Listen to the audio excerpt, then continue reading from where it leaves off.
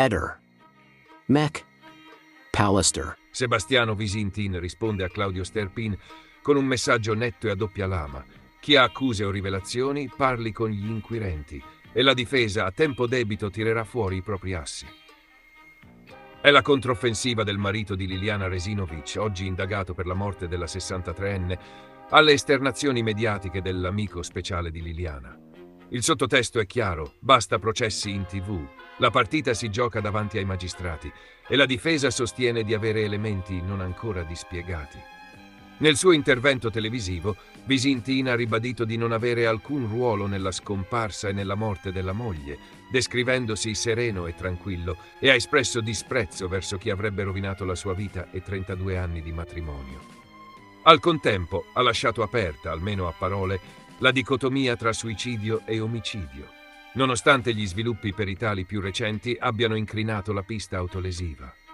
È una strategia dialettica prudente: respingere il sospetto, non irrigidire una versione, rinviare ogni mossa al terreno giudiziario. Sul fronte opposto, Sterpin continua a premere in pubblico. Già all'uscita dall'incidente probatorio a Trieste aveva sostenuto che il marito sa tutto quello che è successo, prospettando un quadro incompatibile con un gesto volontario di Liliana. Le tensioni sono emerse anche dal vivo, fuori dal Palazzo di Giustizia, con scambi accesi e richiami al rispetto per la vittima. In questo contesto, la nuova risposta di Visintin mira a spostare l'asse del confronto, meno talk show, più atti formali. Gli sviluppi tecnico-scientifici restano il vero baricentro. La consulenza medico-legale più recente ha messo in discussione l'ipotesi di suicidio, indicando un'elevata probabilità di intervento di terzi. Parallelamente, sono stati annunciati test sperimentali in ambiente controllato, effettuati su più cadaveri, per verificare la plausibilità dell'ipotesi di un eventuale congelamento precedente al ritrovamento. Un tassello cruciale perché inciderebbe su finestra temporale, dinamica e capacità di mascheramento dei segni tanatologici. Capitolo dispositivi. Resta sensibile il tema dei contenuti digitali riconducibili a Visintin, in particolare la GoPro con i video del mattino del 14 dicembre 2021. La circostanza della memoria risultata cancellata è oggetto di polemiche e interpretazioni divergenti. In un'aula, però, la questione non si risolve col sospetto. Contano catena di custodia, stato dei supporti, log di sistema, metadati, eventuali copie residue e la datazione forense delle operazioni. È verosimile che una parte degli assi evocati dalla difesa si giochi proprio qui. Spiegazioni tecniche, perizie informatiche, cronologie di utilizzo che possano depotenziare letture malevoli. In definitiva, la vicenda continua su due scacchiere. Su quella mediatica, Sterpin rilancia ricostruzioni e accuse. Visintin replica spingendo verso le sedi istituzionali e promettendo novità probatorie. Su quella giudiziaria il peso reale lo avranno perizie, esperimenti, tracciati digitali e coerenza temporale di ogni dettaglio. È lì che, al di là delle dichiarazioni, si misurerà la tenuta delle tesi in campo. Galleria Rossoni la sera prima, memory card formattata, telefono regalato. Questi sono alcuni dei tanti elementi sospetti. Quale tra questi potrebbe essere il più sospetto? Ma io considero tutti importanti, ma tutti estremamente in ritardo. Questa roba doveva succedere 3 anni e mezzo fa, adesso un pochi sono morti, altri moriranno, se aspettavano altri 40 anni non occorreva fare niente. Cioè, una cosa di questo tipo doveva partire subito. Questo è una cosa per la quale io sono inviperito con la procura, con tutti quelli che hanno lavorato dentro inutilmente. La procura ha lavorato 1 anno e mezzo di quel maledetto 22 e 23 per fare domanda di archiviazione per suicidio.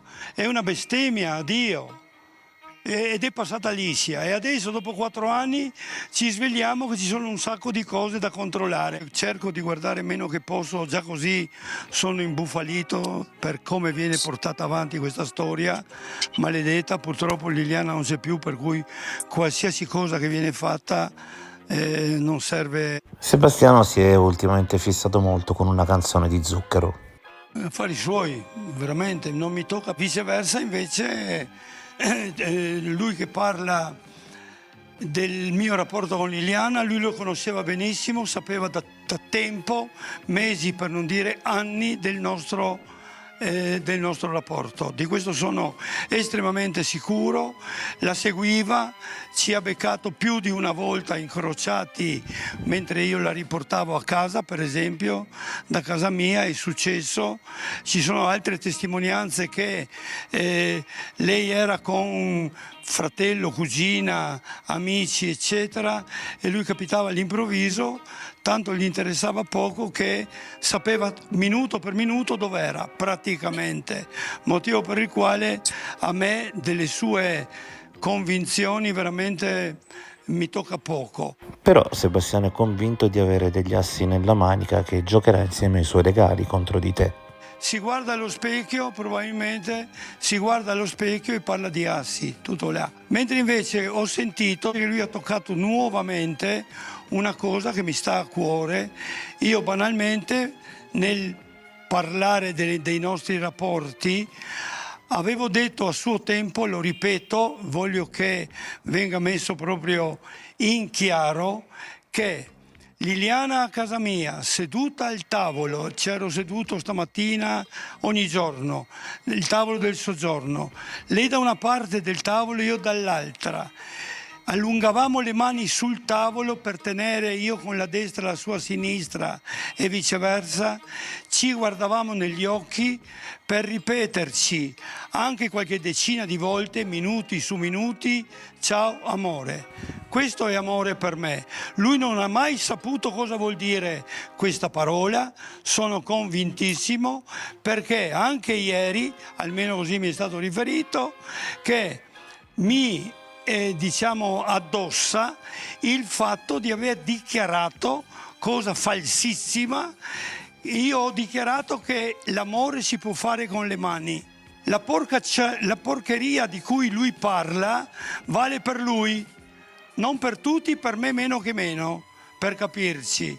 Motivo per il quale tutto quello che io ho dichiarato, descrivendo come ho fatto poco fa, il come noi facevamo l'amore tenendoci per mano, è lontanissimo 1000 miglia, per non dire di più, da come lui intende. E mentre Claudio Sterpin e Sebastiano continuano a litigare per formalità che alla fine non incidono sulla sostanza, le indagini continuano serrate, ripercorrendo strade che però ormai sembrano tardive. Speriamo di avere presto una verità diversa. Ehi, non dimenticare di iscriverti a questo canale.